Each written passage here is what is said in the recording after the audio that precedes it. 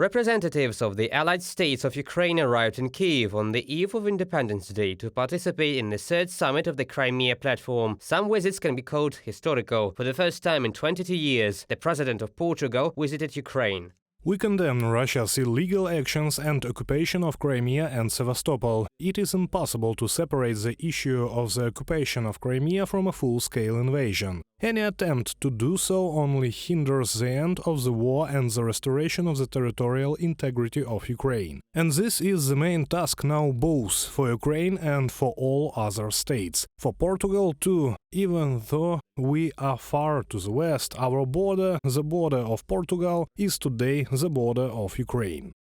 In his opening speech, President of Ukraine Volodymyr Zelensky spoke about human rights violations in Crimea, temporarily occupied by Russia. Occupation authorities illegally keep citizens of Ukraine in custody. They are persecuted for political, religious reasons, and even simply on a national basis. Representatives of Kyiv's allied states and international organizations spoke about the problems of global food security, ecology on the peninsula temporarily occupied by Russia, and the preservation of Ukraine's cultural and historical heritage.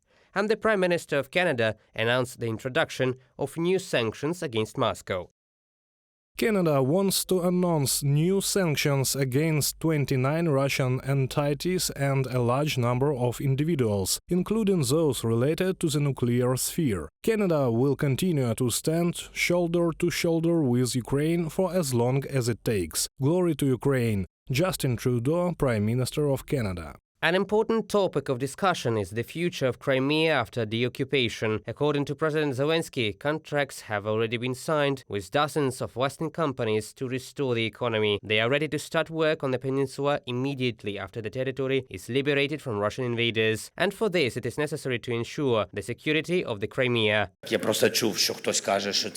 I have heard some say that it will be just a tourist oasis. It is not true, and no one else will allow the occupation of Crimea. Therefore, the fleet will be insured and there will be military protection of the Crimea, but Ukrainian.